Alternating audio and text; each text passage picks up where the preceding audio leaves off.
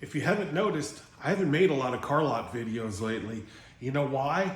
Because my shop business is totally killing my used car lot. I'm not selling any cars. As a matter of fact, right now I have only one car up for sale. I'm in trouble and I got to do something about it.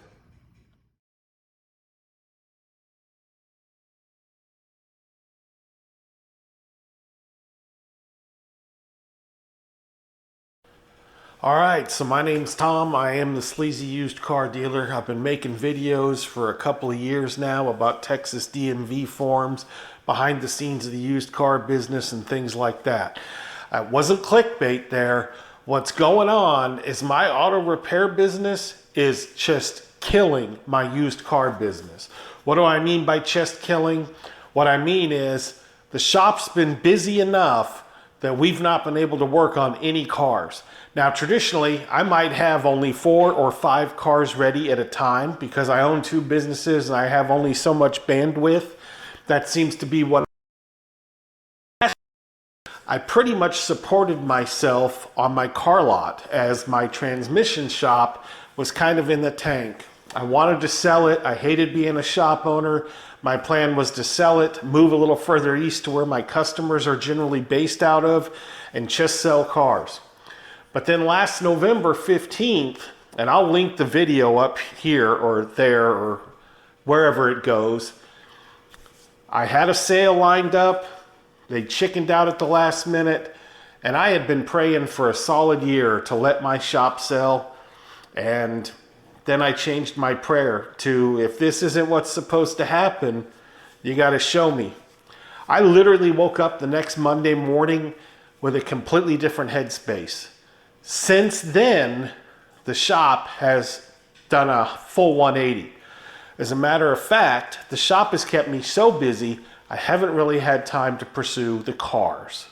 And that's a problem, because if you'd have asked me a year ago, I would tell you, I'm a car guy. I'm a used car salesman. I embrace it. No, I don't have the gold chain. I don't have the flower shirt, but I like buying and selling cars. And I just haven't had much time to do it. I'll tell you, one of the problems I have right now is one car for sale. And the only reason it's for sale is it belongs to my cousin and it's a consignment sale. I personally own no vehicles that are up for sale. Why did that happen? So as I was saying, I generally only have 3, 4, 5 cars at a time up for sale. And if I look at the last month or so, I can tell you I sold everything I had, okay? For a week, I had to drive an '02 Buick Regal, which was actually a great grandpa car. The family has sold me 3, that's my 3rd car to buy from them. And they had taken the keys off of Dad.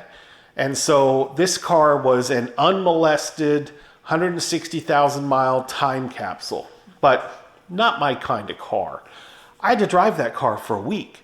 My pops came into town while we went on vacation. He stayed here and watched my dogs. So my pops drove it, and it was much more age appropriate for him. But when I got back into town and turned the ad back on, that car sold like the next day. So I literally had no cars to drive, to the point where I told my wife, I'm going to Uber the next day or two till we find something. Thankfully, my cousin, well, he's actually my wife's cousin, but my wife's cousin said, just drive my BMW that you're trying to sell. So I was able to drive that back and forth. But anyway, let's look at the inventory that I have and why I got myself stuck. You might see some videos about these cars in the future as they get finished. But at least a month ago now, I bought a Ford Edge. Ford Edges sell. A trailer had sideswiped this Ford Edge, took off the mirror, and busted out all the side glass on this car. Also, the sunroof was jacked, so they've taped it up. Well, we got it to the shop. We jumped off the dead battery, found out it had no brake pressure, need an ABS module. Well, I'm a cheap used car dealer. I bought a used module. Well, guess what? My technician, Josh, he can't program that with his scanner. So now we have an appointment to get it programmed from this dial-in service we use. I got all the glass from the junkyard. Well, we've got the 2 window glasses in, but we haven't got the rear quarter glass in yet. And because the brakes haven't been bled out, I can't drive that car even if we did. So we're gonna get it programmed hopefully Monday and try to get that car in a drivable situation. But not sellable situation, drivable situation. And then I have a POS Honda Civic. I bought it from people that literally drove it to my house. They were moving and I bought it. They said it needs motor mounts. The AC doesn't work. I drove it to the county tax office. I drove it to the shop and we put motor mounts in it and we backed it out onto the lot. And I went to move it and it wouldn't start. So it sat and it sat and it sat. It's now been here a couple months. So I had this idea to hire a mobile mechanic to help with some of the car lot items. And what happened there was they think it has a blown head gasket. They could be right. I'm not dissing on them, but it's unlikely because we drove it. It's never overheated, but I don't know. So anyway, that one was kind of a flop. I paid to have it towed for them to work in. They worked on it. And then I paid to have it towed back because they said it still doesn't run.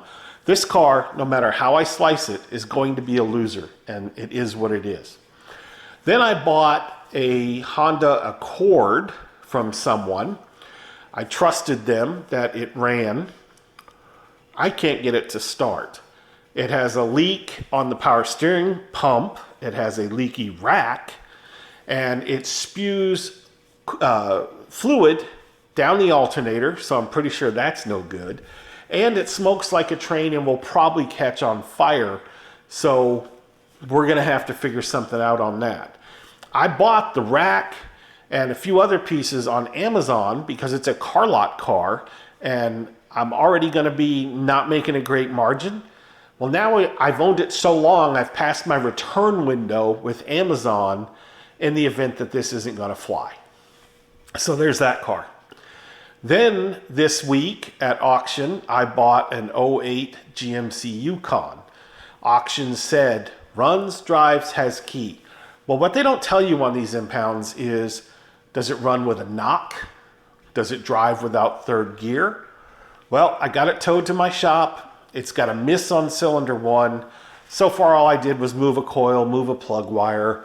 It's still got a miss, but it's drivable, and I don't think it's going to be a valve, but it's going to need some work. And the AC's out, and I think it needs a U-joint, and it probably needs lower control arms. All easy stuff in our wheelhouse. Problem?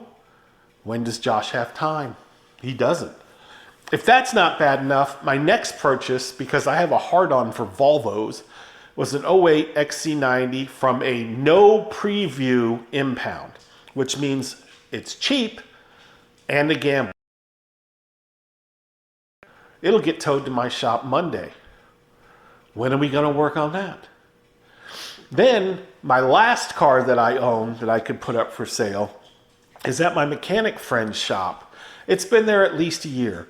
I'm not mad at him. I know how the deal is. He's doing it for a friend. He's doing it at a discount. Other customers pay full price, out of sight, out of mind. It needs some programming that he's qualified to do. We can't do it. So those are the cars that I own right now that aren't up for sale, and we got to figure out how to revive the car lot. Here's how it happened. The shop has picked up enough business that the one technician I have pretty much deals with the transmission shop business on a daily basis. So our business model is I am now a W-2 employee at both businesses. This is a tax thing, not really relevant right now. I have one technician. He does all of our general repairs. I have a subcontractor. Well, the technician's a 1099 guy, so I guess technically he's a subcontractor. My transmission builder is as needed, 1099 employee. I've been working with him for years. We've had some bumps in the road with quality and things. He's got all that squared away, so that part's been fine. But generally, my one technician, he's at my shop all the time that we're open. He handles all the general repairs, you know, the brakes, the water pumps, the tune-ups, the shocks, the struts, and is supposed to work on my car lot stuff.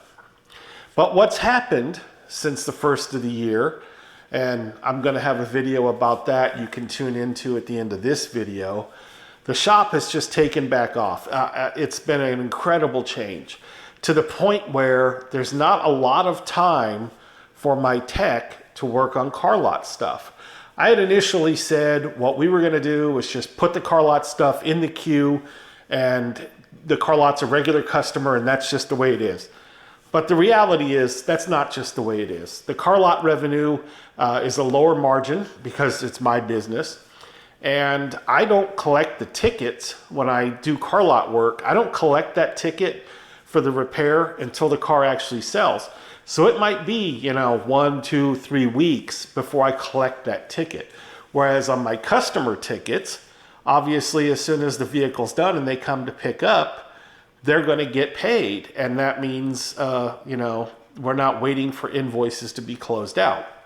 So because of that, I have put myself into a little bit of a pickle. Hey everybody, this is Tom. If you're still watching my video, that means you're watching this plug. And what I want to ask for in this plug is for you to give me a like and subscribe to my channel. I recently looked at my Facebook data and I found out that only 5% of the people that watch my videos are actually subscribed to my channel. I know part of it is because some of the stuff I do is very specific information. How do you sign your title? How do you get a copy of your title? What do the different title colors mean? And that's something that you probably go to YouTube because of a Google search. You find that information, you get your question answered, and you're done. And that's one of the reasons I've started including some behind the scenes from my car dealership into my channel. So if it's content that you think you like, that you might like, that you know someone that would like, or you just constantly are having questions, maybe you're buying and selling cars on your own at home in your garage, maybe you're thinking of opening a dealership, a subscribe to my channel and a like would go so far. I really appreciate it, guys. Thanks for watching. By the way, you've probably noticed I'm filming at home again. The home office, a little bit of a wreck.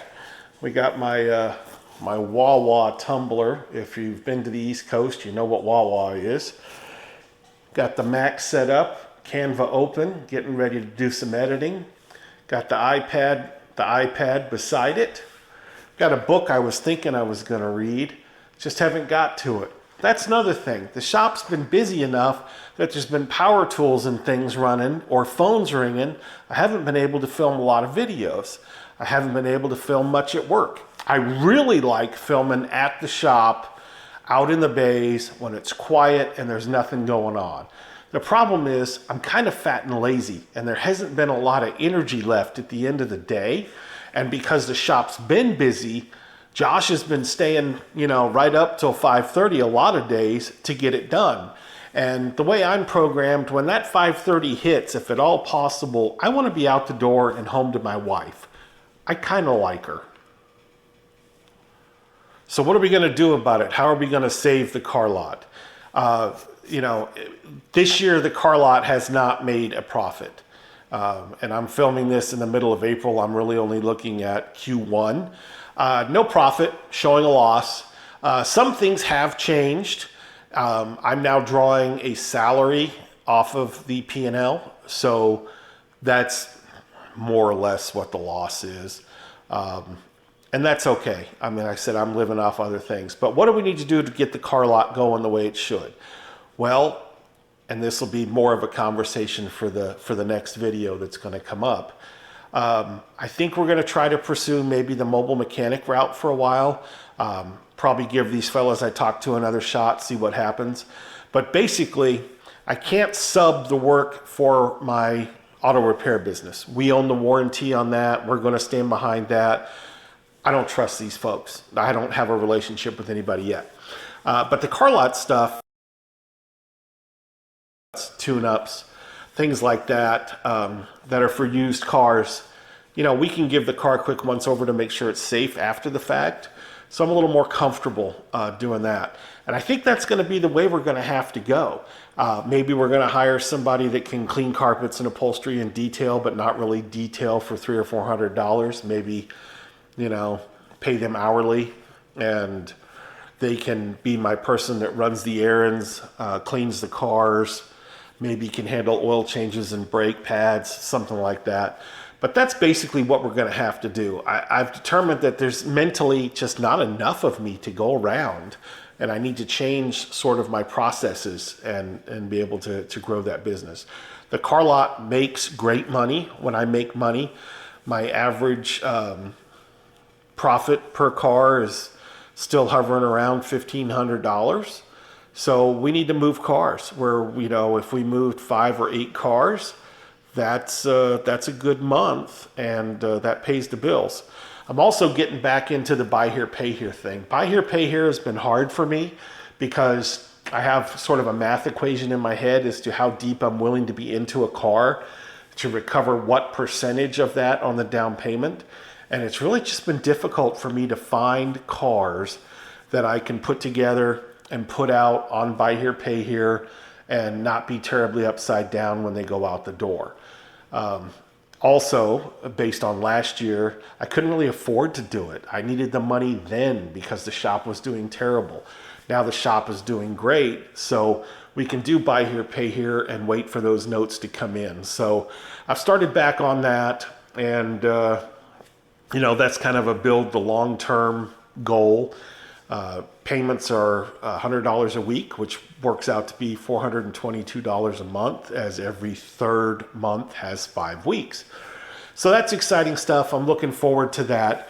That's been my update. That's why the car lot is getting killed by the shop. It's a temporary problem. Tom's not going anywhere.